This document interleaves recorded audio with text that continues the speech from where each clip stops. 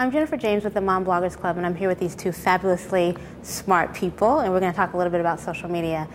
And you are? Well, you're way generous there. I am Bonin Bough, Global Head of Digital and Social Media for Pepsico. You are fabulously smart. Oh. I'm Ellen McGirt. I'm a senior writer with Fast Company magazine. I'm thrilled to be here. No, you are. Okay. No. Go ahead. I'm going to pretend. One of the things that I do is I create communities for mom bloggers. My community is has 13,000 mom bloggers in it from all around the world. 71 countries are represented in that in the Mom Bloggers Club. So I want to know, what are some trends in terms of women using social media? Wow. I'm so glad you asked that. Actually, so we are such a huge supporter of the women's blogging space. I didn't even realize that. We should definitely talk more.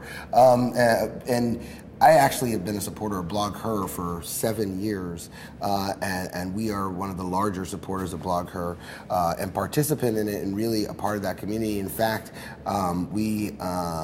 last year, I brought somebody on my team who was actually already in the business, but to solely focus on women's digital initiatives and to build our continued relationships, because we truly believe that the women influencer, especially in digital, are going to change the world. And one of the platforms that we launched, and she heads up, Jamie Stein, is WIN, which is our Women's Inspiration Network. And the whole goal is how do we build a collaborative content community, and at the same time, how do we highlight the women that are changing the landscape and creating new opportunities for the world? And and then at the same time, at the tail end of that, how do we then start collaborating and co-creating utility content with these amazing women in the space? And so I think some of the biggest trends that we've seen are just the participation. And I am so happy to see the ratio change of women here in the events that are focused on women here. And so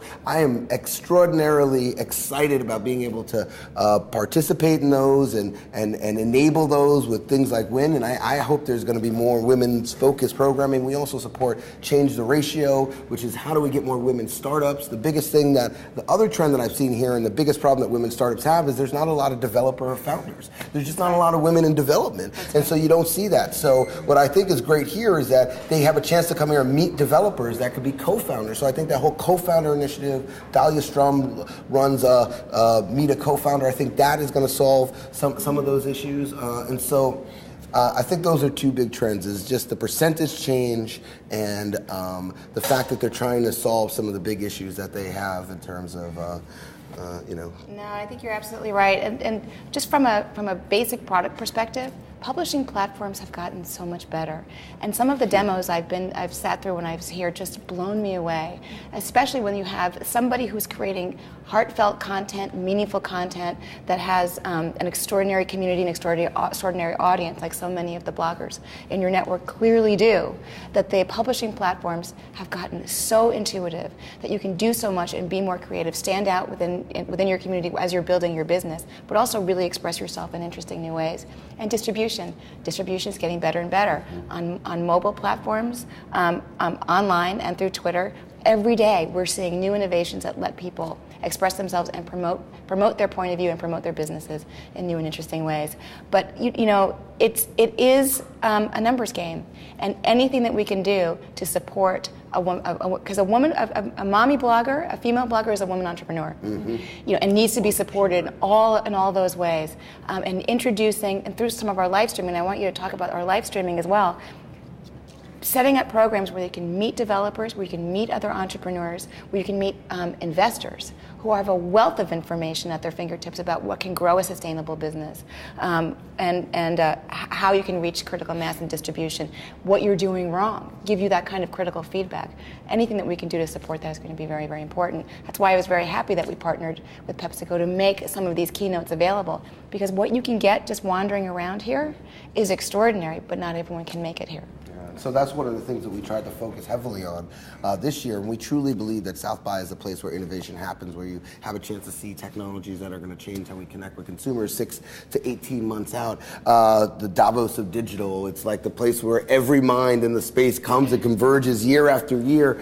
But what we really wanted to do in our partnership with Fast Company and with South by Interactive is how do we bring those conversations and insights beyond the city boundaries for the folks that can't physically make it here. And so for the first time ever, you can see live streams of the keynotes, the panels, the discussions, and that's available on Pepsico.com/South by Southwest, and it's available on fastcompany.com/South by Southwest. And in fact, we also believe in creating programs to help enable those startups. And so one of the programs we have is Pepsico 10, and it's an open call for innovation. And we had a number of submissions.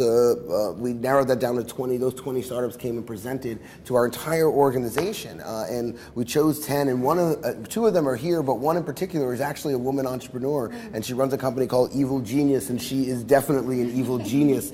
And she created a program, activation for us called Super Shopper.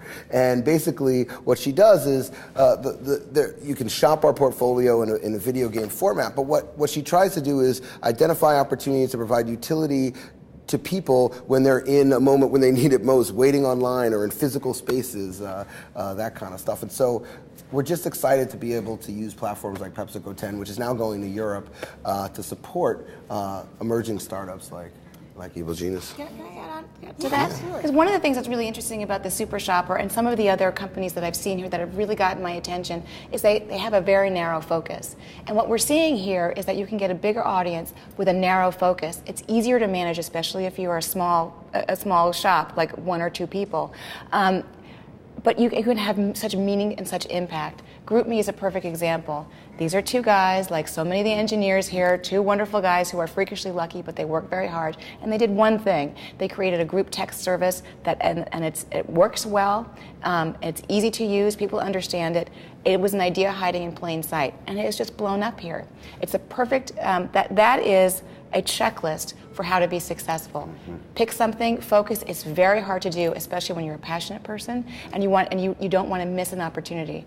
But focus is key. It's less expensive than it's ever been to prototype something. It's less expensive than it's ever been to bring yourself to somebody's attention, like a major media organization, like a major brand who wants to support you.